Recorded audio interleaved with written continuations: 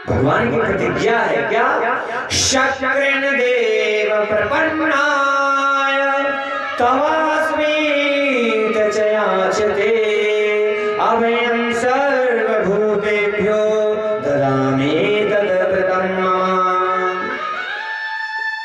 भगवान को उसने कह दिया प्रभु मैं तुम्हारा हूं, तो फिर समझ लेना वो विपत्तियों से प्रभु रक्षा करते हैं। भगवान ने जैसे ही अघासुर के मुख में प्रवेश किया, अघासुर ने तुरंत अपना मुख बंद कर लिया, उस अजगर ने अपना मुख बंद कर लिया। भगवान ने अपने आकार को बढ़ाना शुरू कर दिया महाराज, छोटे से लेके अपने आकार को बढ़ाना कर दिया। और उनके लिए महाराज कोई बहुत बड़ी बात नहीं है। कल आप लोगों ने देखा ही है, एक बोने बन करके आए महाराज, बोने त्रिलोकी को लेकर के चले गए, पावन भगवान बन करके अपने आकार को बहुत बड़ा कर लिया, शरीर बढ़ा करके उसके श्वास को अवरुद्ध कर दिया। अघासुर सांस नहीं ले पा रहा, छटपटाने लगा महाराज, श्वास के छटपटाने लगा, श्वास के जल से, और छटपटा करके ब्रह्मांड महाराज उसका फट गया। और उसी ब्रह्मांड जो फटा हुआ था ना, उसी छिद्र से भगवान सारे ब्रजवासियों को निकाल करके बाहर लाए हैं। सुखदेव कहते हैं उसका भी कल्याण हो गया। राजा परीक्षित ने पूछा कैसे कल्याण हो गया? तो पापी था, अघासुर माने पाप, जो पापियों ने पला बढ़ा महाराज, ऐसा असुर अघासुर, उसका कल्याण कैसे हो गया? सुखदेव जी कहते हैं जो भगवान का नाम लेकर के मरा तो वैकुंठ को प्राप्त किया, और जो भगवान को अपने पेट में लेकर के मरेगा क्या उसका कल्याण नहीं होगा? भगवान को पेट में लेकर के मरा, क्या उसे नरक की प्राप्ति होगी? उसे भी भगवान के श्री चरणों की प्राप्ति होगी। एक बार ब्रह्मा जी अचंभित हो गए, अविस्मृत हो गए भगवान की लीला को देख करके। मेरे प्यारे बहुत शिवरंजनी, एक बार ब्रह्मा जी अचंभित हो गए, अविस्मृत हो गए भगवान की लीला को देख करके। गोविंद बाल गोपाल मंडली के बीच में बैठे हुए हैं, चारों ओर से बाल गोपाल हैं और बीच में मेरी गोविंद है। चारों तरफ बैठे हजारों सखा, सभी सखा कृष्ण को खिला रहे हैं क्या? भोजन। एक सखा बोला बाबू लाला देख तेरे लिए मैंने क्या लाया है, मैंने तेरे लिए दाल भात लाया, तू खाएगा ना? तुरंत मुंह आकर देते हैं, खिलाओ ना मुझको। और जैसे ही महाराज मुंह खोला तुरंत उनके मुख में प्रवेश कर गया वो दाल भात। दूसरा बोला लाला देख मैंने तेरे लिए क्या लाया है। क्या लाया हो? मैंने तुम्हारे लिए पकौड़ी बना करके लाया, केले की पकौड़ी। अच्छा केले की पकौड़ी लाया तो मेरे लिए, केला तो मुझे बहुत प्रिय है। तीसरा बोला लाला मैंने तेरे लिए पेषण की रोटी लेकर के आया है। सभी जितने भी सखाएं हैं उन सखा लोग सभी लोग भगवान को खिला रहे हैं। भगवान एक है लेकिन सब उनको खिला रहे हैं, सबको लग रहा है कि भगवान मेरी ओर देख रहे हैं। बाल गोपाल के बीच में बैठे हुए हैं लेकिन सभी लोग देख रहे हैं कि भगवान हमको देख रहे हैं, लेकिन गोविंद एक है। बंधु ऐसे है भगवान की कृपा, और उन्हीं में एक बाल गोपाल बैठा हुआ है जिसका नाम है मधुमंगल। बंधुओं भगवान श्री कृष्ण के जितने सखा थे उसमें 80% सखा नितांत गरीब थे, निर्धन थे। लेकिन भगवान ने कभी निर्धन को नहीं देखा, तो निर्धन है उनके साथ में कैसे बैठे, कैसे जाऊं, कैसे उनका खाऊं? भगवान तो प्रेम के भोगे हैं ना, भगवान तो केवल प्रेम देखते हैं। उसी बीच में एक बैठा हुआ मधुमंगल, किनारे जाकर के बैठा हुआ मधुमंगल, ब्राह्मण पुत्र है मधुमंगल। और जब मधुमंगल की ओर देखा तो मधुमंगल ने अपनी सर नीचे कर लिया। क्यों जानते हैं? इसलिए कि भगवान कृष्ण ये ना कहते अरे मधुमंगल कुछ खिलाएगा नहीं, तो उसको नीचे कर लिया। और एक टकटकी लगा करके महाराज मधुमंगल को देख रहे हैं। शाही बाल गोपाल उस टकटकी को देखने लगे कि भगवान किसको देख रहे हैं, किसको देख रहे हैं। पता चला कि मधुमंगल की ओर देख रहे हैं, और मधुमंगल के नेत्र नीचे हैं। इसे किस नेत्रों से भगवान को देखो? अरे भगवान एक से बड़े बड़े 56 प्रकार के व्यंजनों को खा रहे, मेरे पास कुछ खिलाने के लिए नहीं भगवान को।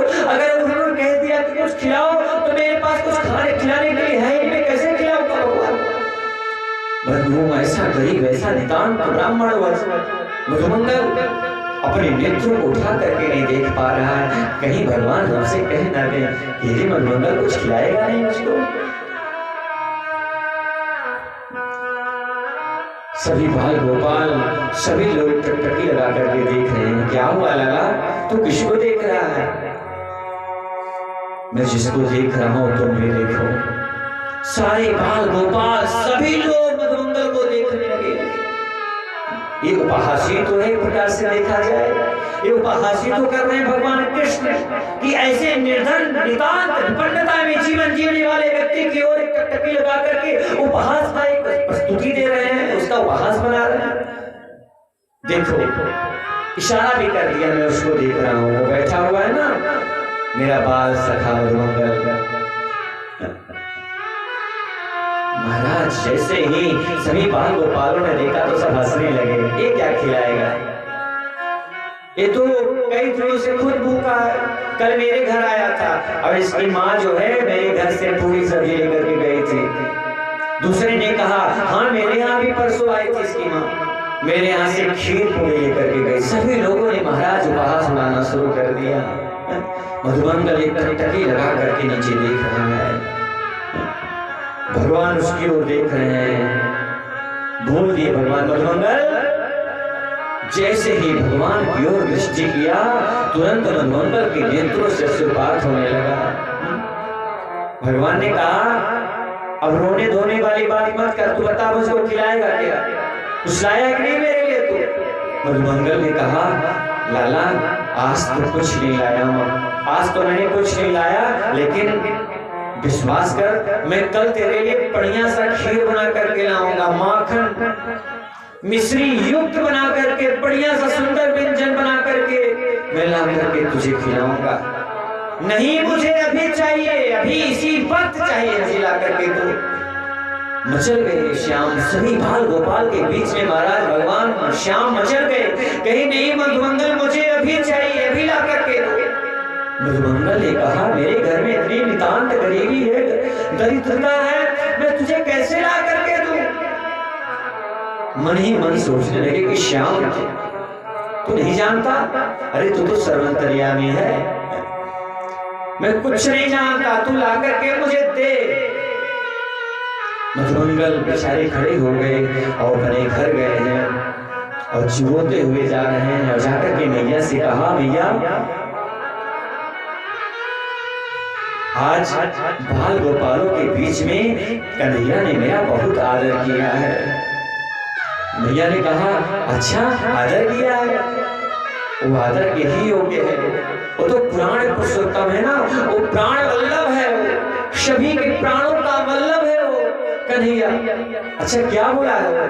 तो मधुमंगल ने रोते हुए कहा कि मैया उसने मेरे घर का अन्न मांगा है, अगर कुछ तुम्हारे पास खाने के लिए कोई चीज सामग्री हो ना, कुछ बचा हुआ हो ना तो दे दो, मैं जाकर के लाला को खिला दूं। मैया ने कहा कि आज तो किसी प्रकार से भिक्षा मांगने गई तो भिक्षा में थोड़ा सा जो है 4 दिन का कढ़ी बचा हुआ है मेरे पास, 4 दिन की कढ़ी है मेरे पास, लेकिन ये खट्टी हो चुकी, अभी मैंने भोग लगाया उसको। 4 दिन की उस खट्टी कढ़ी को तू लेकर के जाएगा, गोविंद को खिलाएगा। माँ और पुत्र दोनों भाव विफल हो गए महाराज, उनके दोनों नेत्रों से अश्रुपात होने लगा कि किस प्रकार से गोविंद को आज व्यंजन कराया जाए। लेकिन महाराज मधुमंगल ने कहा नहीं मैया तू यही ला मुझे, और वो बहुत बड़ा चितचोर है, वो उसने मचल गया है बाल गोपाल के बीच में, नहीं मुझे खाना ही खाना।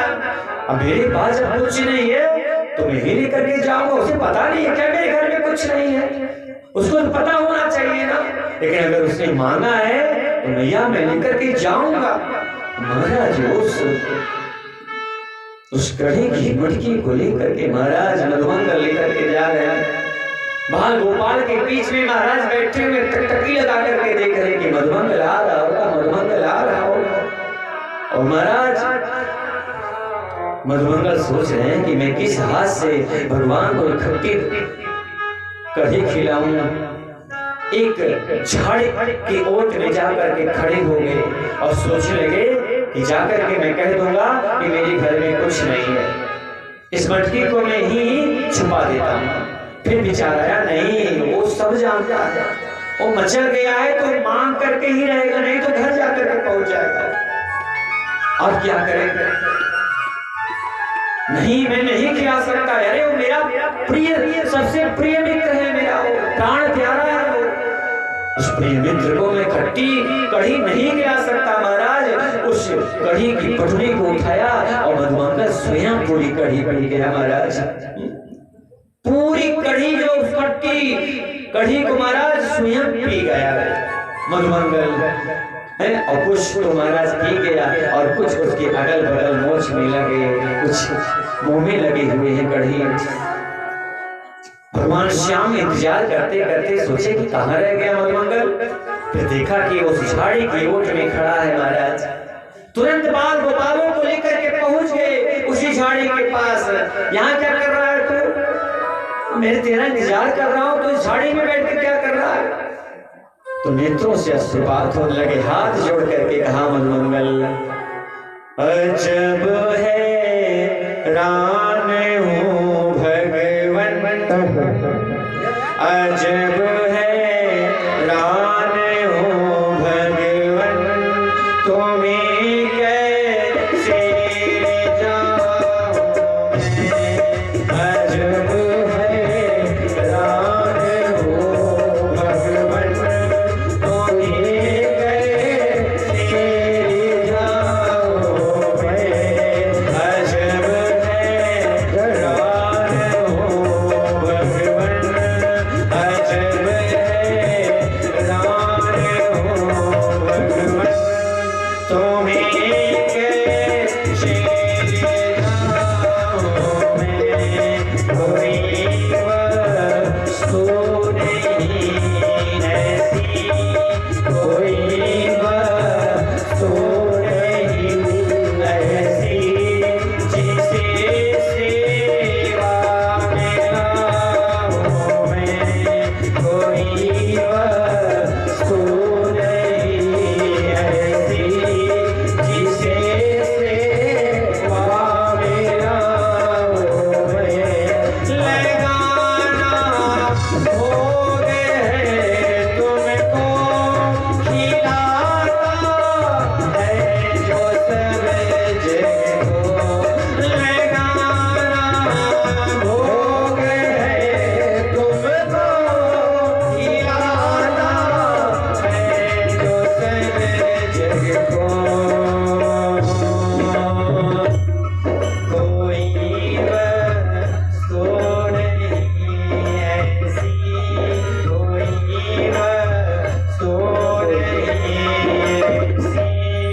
जिसे अपना खिलाऊं मैं, कोई वस्तु नहीं ऐसी, जिसे अपना खिलाऊं मैं, अजब है रान हूँ भगवन, तुम्हें कैसे जाऊं मैं, अजब है रान हूँ भगवन, तुम्हें कैसे जाऊं मैं।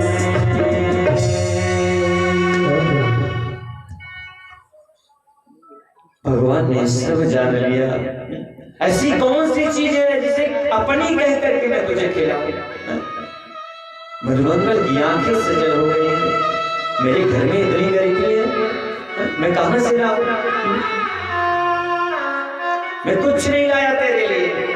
अच्छा, कुछ नहीं लाया? मेरे लिए तो कुछ नहीं लाया है। और ये तुम्हारे जो मुंह पर लगा हुआ ये क्या है? ये तुम्हारे जो मुंह पर है, जो पीले पीले लगे हैं, वो क्या है?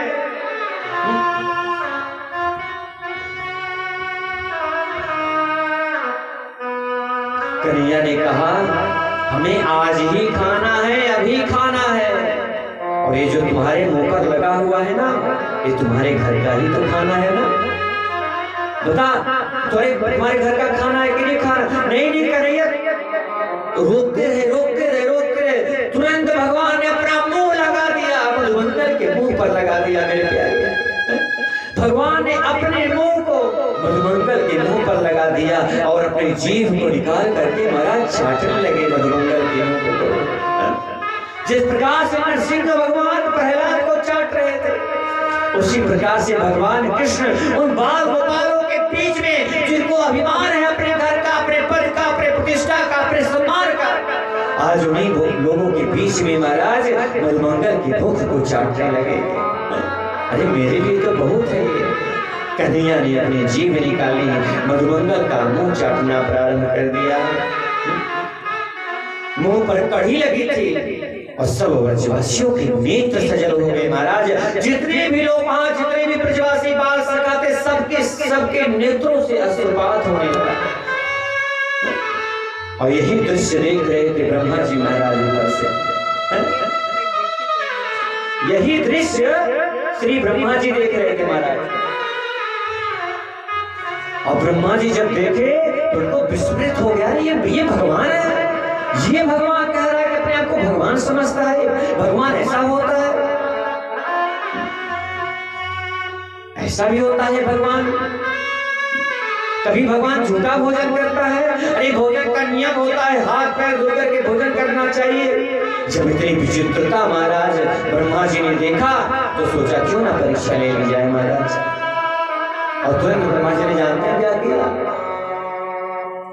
भगवान जब गौ चावने के लिए गए तो महाराज जितने बाल गोपाल गौवे थी, सबको लेकर के ब्रह्मलोक में जाकर के छोड़ दिया। सबको लेकर के ब्रह्मलोक चले गए महाराज, और ब्रह्मलोक में जाकर के रख दिया। अगर ये ब्रह्म है तो देखता हूं।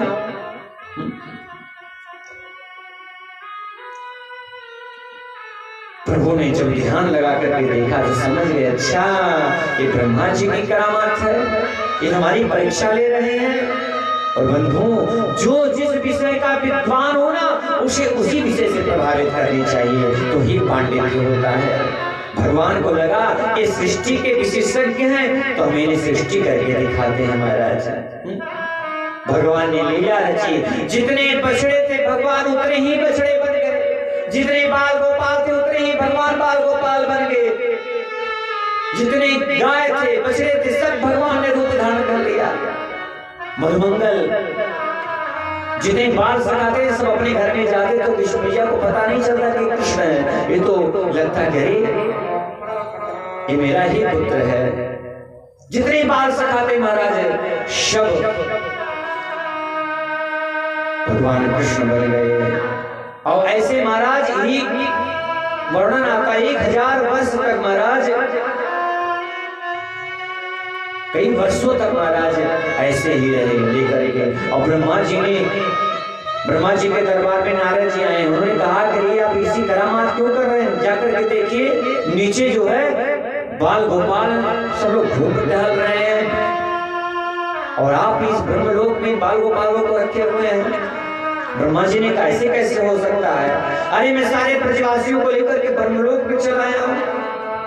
ब्रह्मा जी गए देखने के लिए, और जैसे ही ब्रह्मलोक से गए तुरंत भगवान विष्णु ब्रह्मा का रूप धारण करके महाराज ब्रह्मलोक में जाकर के बैठ गए और द्वारपालों से कह दिया, अरे द्वारपालों सुनो, एक ब्रह्मा है जो कई रूप बदल करके इधर उधर चलता रहता है, और अगर रूप बदल करके ब्रह्मा का आए तो अंदर मत आने देना। और ब्रह्मा जी जब गए नीचे सारे ब्रजवासियों को देखा तो उन्हें पश्चाताप हुआ, और पश्चाताप की अग्नि में जलने लगे कि आज भगवान का हमने निरादर कर दिया। और ब्रह्मलोक गए छुड़ाने के लिए, बाल गोपालों को छोड़ने के लिए, तो देखा द्वारपाल लोगों ने रोक दिया। जो असली ब्रह्मा थे उस असली ब्रह्मा को द्वारपालों ने रोक दिया, क्या आप अंदर नहीं जा सकते? आप बहरूपियों। ब्रह्मा जी ने कहा, रे तुम लोगों को क्या हो गया है? तुम मेरा अन्न खाते हो मुझसे ही? अरे मैं ब्रह्म हूँ, मैं असली ब्रह्म हूँ। नहीं, असली ब्रह्म तो अंदर बैठा हुआ, तुम बहरूपी हो। अच्छा, हाथ जोड़ करके हमारा द्वारपाल ही द्वार के पास ही जाकर के पद्मासन लगाया ब्रह्मा जी ने और हाथ जोड़ करके श्री भगवान कृष्ण से प्रार्थना किया कि प्रभु हमसे बहुत बड़ा अपराध हो गया।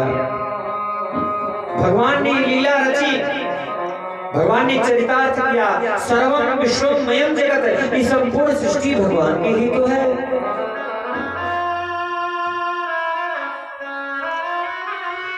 कई साल तक भगवान ने लीला रची और जब ब्रह्मा को ज्ञात हुआ तो ब्रह्मलोक में किसुला करके आया हूँ, नीचे कैसे आ गए, ऊपर गए तो ऊपर कैसे पहुंच गए, उनको भ्रम हो गया महाराज। और चमत्कार ये कृष्ण के अलावा कोई नहीं कर सकता, ये चमत्कार कृष्ण के अलावा और कोई नहीं दिखा सकता। मैंने अपराध किया, भगवान की परीक्षा लिया, माफी मांगना चाहिए। ब्रह्मा जी ने 40 श्लोकों में क्षमा मांगा, लेकिन भगवान ने क्षमा नहीं किया। 40 श्लोकों में ब्रह्मा जी ने क्षमा मांगा कि प्रभु क्षमा कर दीजिए, लेकिन भगवान ने क्षमा नहीं किया। 3 बार ब्रह्मा जी ने परिक्रमा लगा करके भगवान को प्रणाम किया। शुद्धो कहते हैं जो अखंड ब्रह्मांड नायक है उसे किसी लोक को बनाने की आवश्यकता थोड़ी है, वह बना करके उस पर बैठा देता है। परंतु लोग जो अभिमान में आ जाते हैं वो भूल जाते हैं हम ब्रह्मास्मि में ब्रह्म हूं। भगवान ने ब्रह्मा जी का उद्धार किया। शुद्धो आगे वर्णन करते हैं भगवान ने धेनुकासुर का उद्धार किया, यमुना को पवित्र किया, कालिया नाग से कालिया नाग का उद्धार किया है। विलोक दूषितां कृष्ण कृष्ण कृष्ण हिना विभो, क्योंकि कालिया नाग ने यमुना जल को दूषित कर दिया था, प्रदूषित कर दिया था, इसलिए भगवान ने उसको रमक नदी पर भेज दिया महाराज। आज भगवान ने बड़ा ही सुंदर एक मधुर गीत गाया है, अपने बंसी की तान को अपने मधुर पर लगाया है महाराज। और जैसे ही अपने अधरों पर लगाया बंसी की तान को महाराज, जिसे सुन करके महाराज पूरी त्रिलोकी ने भी, तो जितने भी ब्रह्मांड में देवी देवता है सभी लोग नाच उठे। उस बंशी की तान को सुन करके गोपियों के मन में भाव जग गया। भगवान प्रतिदिन अपने गाय को चराने जाते हैं और वन में जाकर के एक वृक्ष के नीचे बैठ करके भेदों का निनाद करते हैं महाराज, बंशी को बजाते हैं, जिससे देवी देवता विशुद्ध हो जाते हैं। और जैसे गोपियों के कर्ण रेंद्रों से वेणु का स्वर उनके हृदय में उतरता है तो साधारण लोगों को लगता है कि नंद का लाला बांसुरी बजा रहा है, लेकिन गोपियों के मन में भावना है कि नंद का लाला हमको बुला रहा है, हमको बुला रहा है दर्शन देने के लिए। बरहा पीड़म नटवर वपो कर्णयो कर्णिकारम बिभ्रदवासा कनक कपिशं वैजयन्ती चमालाम। निरंतर भजन करने से सूरदास जी ने क्या किया था, भगवान को देख लिया, तो क्या गोपियां नहीं देख सकती हैं? बंधुओं, गोपियां कह रही है कि आंख का धर्म है देखना, मैं इन नेत्रों से केवल श्याम छवि को देखूं और दूसरी कभी छवि ना देखूं। बलि जाऊं सदा इन नयन पर, बलिहारी छटा पर होता रहूं, कभी भूल याद तुम्हारी प्रभु, चाहे जागृत स्वप्न या सोता रहूं।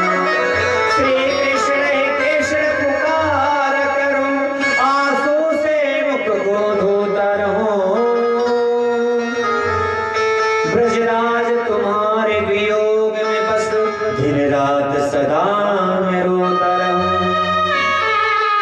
आगे सुखदेव जी